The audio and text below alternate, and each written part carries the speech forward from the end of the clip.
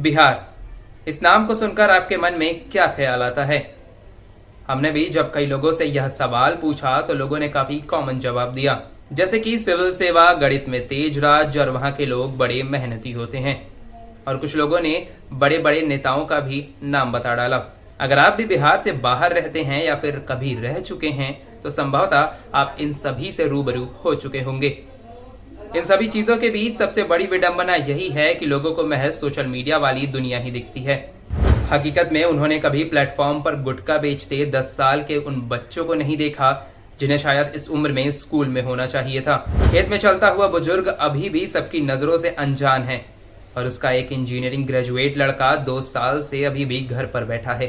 Social media पर बड़े बड़े अधिकारियों, पत्रकारों और राजनेताओं के नाम के आगे बिहारी देखकर आपको लगता होगा कि सब चंगा है, लेकिन हकीकत यह है कि बिहार में बेरोजगारी दर देश की औसत बेरोजगारी दर से दोगुनी हो चुकी है। Centre for monitoring Indian economy यानी कि CMIE की रिपोर्ट के अनुसार बिहार में बेरोजगारी का दर लगभग 12% है, जो कि देश के तमाम दूसरे राज्यों से कहीं ज्यादा है।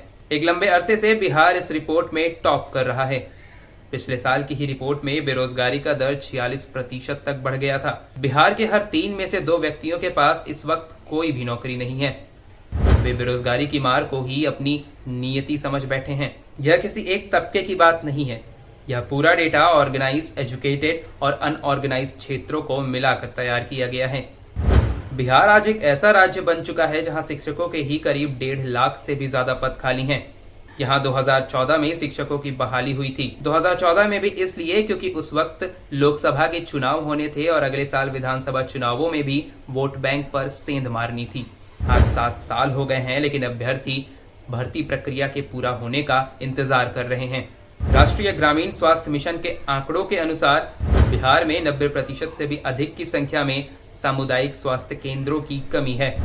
राज्य में तकरीबन 8,000 से भी ज्यादा डॉक्टर, 13,000 से भी ज्यादा नर्स और 1,500 से भी ज्यादा फार्मासिस्ट की कमी है।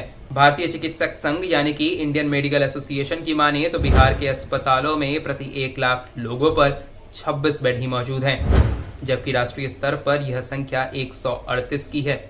आप में से बहुत से लोग बिहार को जंगल राज का भी तमगा देते होंगे, लेकिन इसके पीछे की सबसे बड़ी वजह है यहाँ पर पुलिस विभाग में 55,000 से भी ज्यादा पदों का खाली होना। यह संख्या पूरे देश में प्रति 1 लाख व्यक्तियों पर 151 की है, जो बिहार में मात्र 77 रह जाती है। शिक्षा मंत्रालय की रिपोर्ट कहती है कि बिहार में 2,75,000 से भी अधिक शिक्षकों की कमी है। अगर इन सभी रिक्त पदों पर भर्तियां की जाती हैं तो कुछ हद तक बेरोजगारी की समस्या जरूर कम होगी। पिछले साल देश भर में कोरोना के कारण लॉकडाउन लगा था, तब बिहार प्रवासी मजदूरों के लौटने के मामले में उत्तर प्रदेश के बाद सबसे बड़ा राज्य था। जनसंख्या के अनुपात में देखा जाए तो यह संख्या देश में सबसे अधिक थी। मैं तो कहता हूं कि इन आंकड़ों को आप छोड़ ही दीजिए, बस अपनी सवारी उठाइए और बिहार के किसी इलाके में एक चक्कर मार लीजिए। न जाने कितने ही बीटेक और MBA ग्रेजुएट आपको चौराहे पर मक्खी मारते नजर आ जाएंगे।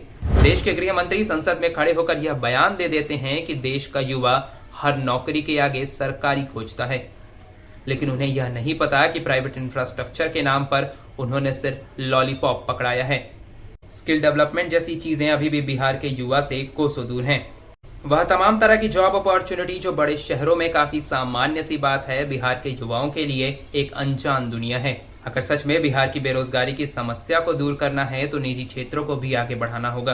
तमाम प्राइवेट कंपनियों को राज्य में बुलाना होगा ताकि इंफ्रास्ट्रक्चर और रियल एस्टेट पर अच्छा खासा ध्यान दिया जा सके। SSC और स्टेट PCS जैसी परीक्षाओं की समस्याओं को वक्त रहते दूर करना सबसे बड़ी चुनौती है। यह सब कुछ इसलिए भी जरूरी है ताकि अगर भविष्य में लॉकडाउन जैसी समस्या फिर से आती है तो बिहार की जनता को बेइज्जत होकर माँ बहनों के साथ भागना ना पड़े। फिलहाल के लिए इस वीडियो में इतना ही। बिहार से जुड़ी तमाम खबरों के लिए आप बने रहें हमारे साथ। प्रणाम।